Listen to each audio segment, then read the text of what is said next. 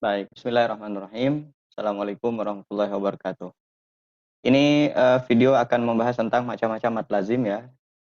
Bagi Bapak Ibu, sahabat-sahabat yang belum berdoa, silakan berdoa terlebih dahulu supaya dimudahkan untuk memahami dan di dalam proses belajar kita. Dan saya berharap mudah-mudahan ini, menjadi salah satu bagian ilmu yang diberikan kebermanfaatan. Kita langsung saja ya. Ini slide-nya memang berbeda atau mind map-nya berbeda dari yang mind map yang tadi karena saya memang sengaja pisahkan karena mat lazim itu memang pembahasannya agak sedikit butuh, apa namanya, pembahasan yang melebar ya, dia panjang banget ininya. Pertama-tama mengenai pengertian mat lazim, seperti apa itu mat lazim? Apa yang dimaksud dengan mat lazim itu? Kenapa harus ada mat lazim? Mat lazim itu, mat artinya panjang secara bahasa, lazim artinya pasti. Jadi kalau udah dibilang mat lazim, ya udah pasti panjang gitu. Ini secara istilah saja, bukan berarti mat yang lain nggak panjang ya. Secara istilah dikatakan bahwa huwa ya'ti ba'da harfil maddih awil lini sakinun lazimun aw harfin musyaddadin waflan wa waqfan. Yakni mad yang terjadi, saya baca terjemahnya di sini, yakni apabila ada huruf mad atau harful lin, huruf lin terdapat huruf sukun gitu. Yakni sukun asli bukan sukun karena wakaf ya, atau tasydid baik dalam keadaan wasal ataupun dia dalam keadaan waqaf. Dalam kitab Kaifa Taqra'ul Quran halaman 109.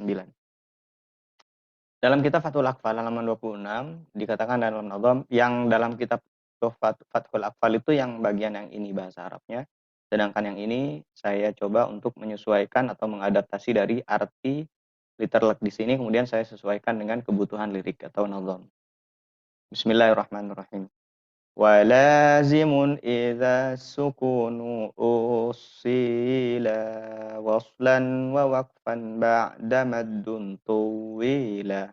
Mad yang setelahnya ada sukun asli atau tanwin jadinya mad lazim pasti. Itulah yang disebut dengan mad lazim secara istilah. Mari kita masuk kepada slide berikutnya ya. Mengenai mad lazim insyaallah mudah difahami, silahkan diulang-ulang apabila belum paham. Coba kita masuk pada macam-macam mad lazim. Macam-macam mad lazim itu, nanti ada ini Bapak Ibu, kawan-kawan semua ya, supaya nanti lebih mudah. Dalam nazam, Fathul Aqfal mengatakan, kilahuma muthaqalun in udghima mukhaffafun kullun idza lam yudghama. Musaqqal berat bacanya karena tasydid, mukhaffaf ringan karena sukun tak sulit.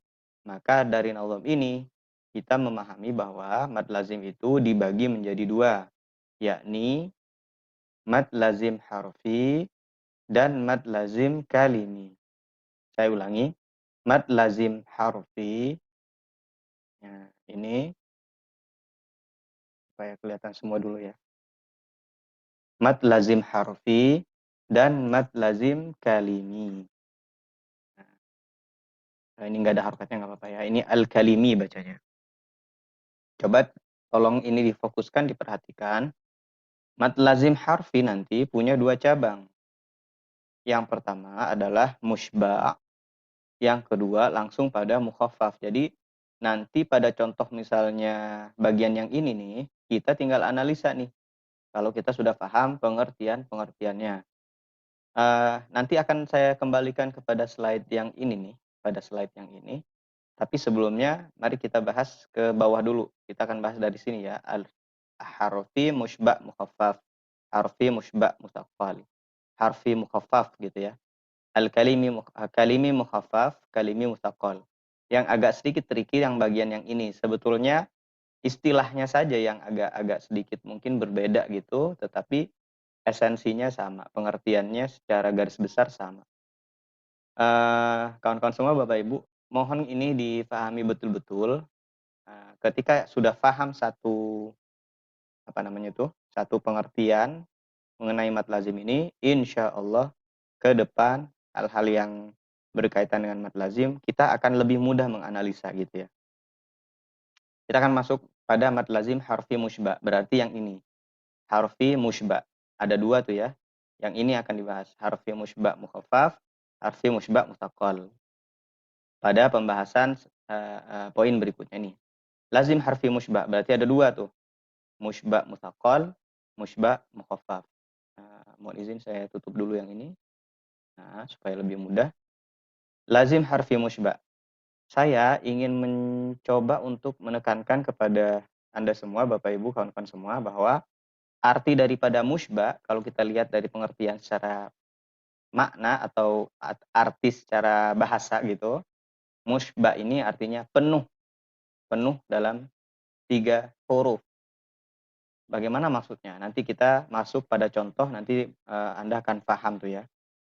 Coba dari atas. Mad artinya panjang, lazim artinya harus, kemudian harfi itu terjadi pada huruf, kemudian musyba penuh.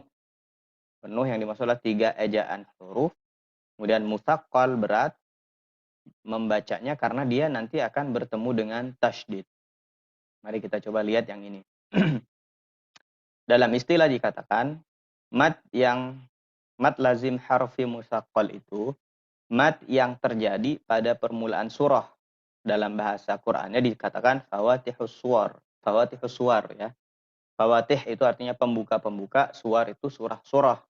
Yani ada pembuka surah yang nantinya ketemu dengan mad yang musyba tadi. Contohnya nih ya, alif lam mim. Perhatikan huruf lamnya. Yang dimaksud mad lazim harfi musyba mutsaqqal yakni bacaan lamnya. Itu ya. Lamnya itu ada 3 huruf. Maka ditulisnya kalau ditulis dalam huruf sempurna yakni ditulis lam, alif, mim. Nah, karena 3 huruf itulah disebut musyba gitu. 3 huruf ya. Yang di mana tengahnya ada huruf mad, lalu bersukun asli lam. Itu kan bersukun asli nih. Lam gitu ya. Lalu bertemu dengan tasydid eee, bertemu dengan tasydid pada huruf mim. Supaya gampang nih, supaya gampang coba lihat perhatikan yang ini.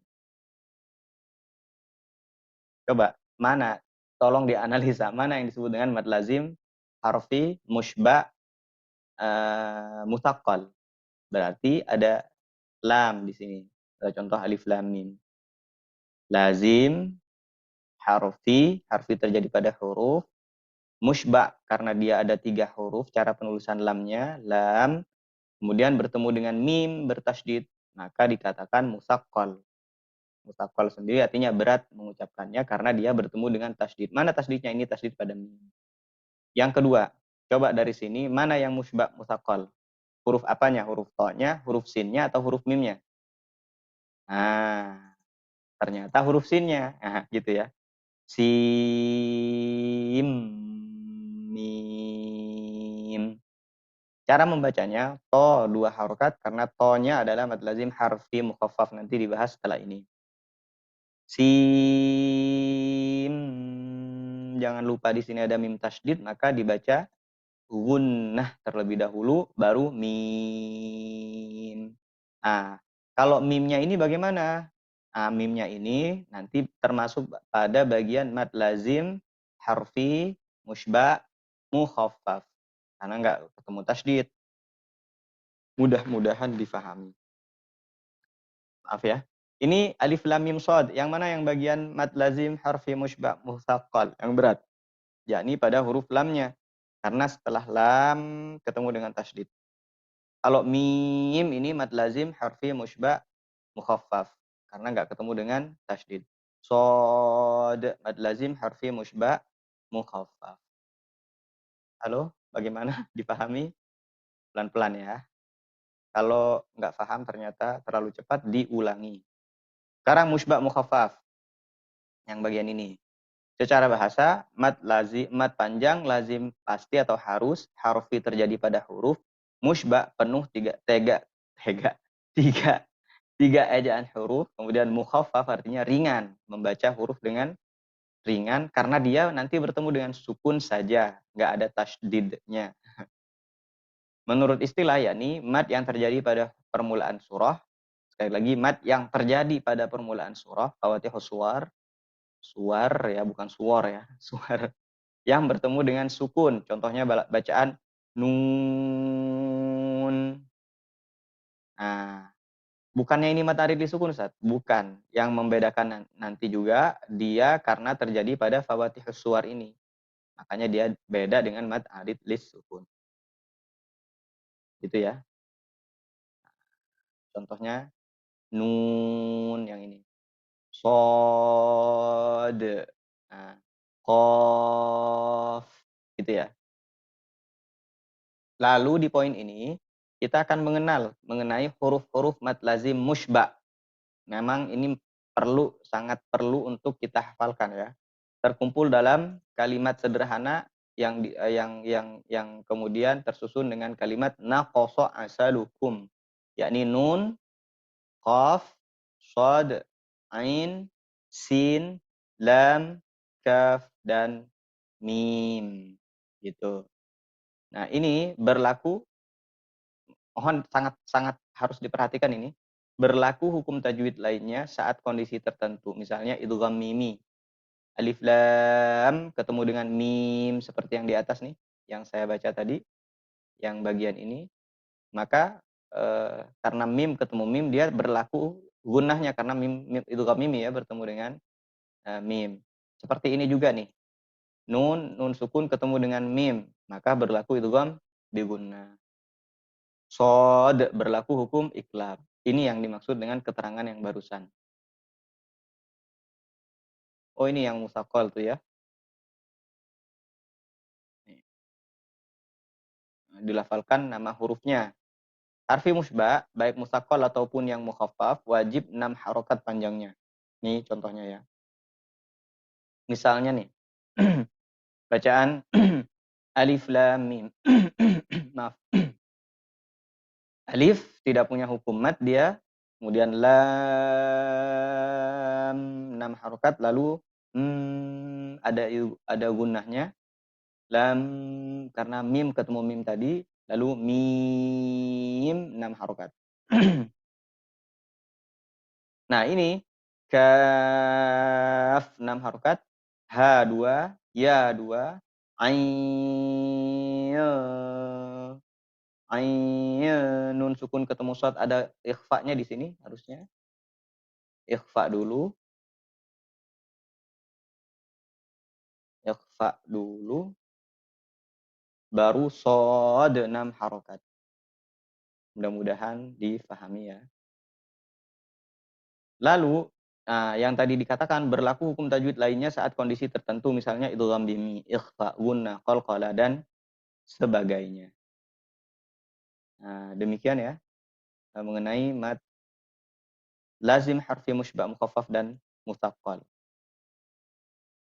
Kalau ada pertanyaan gimana cara nanyanya? Langsung hubungi saya.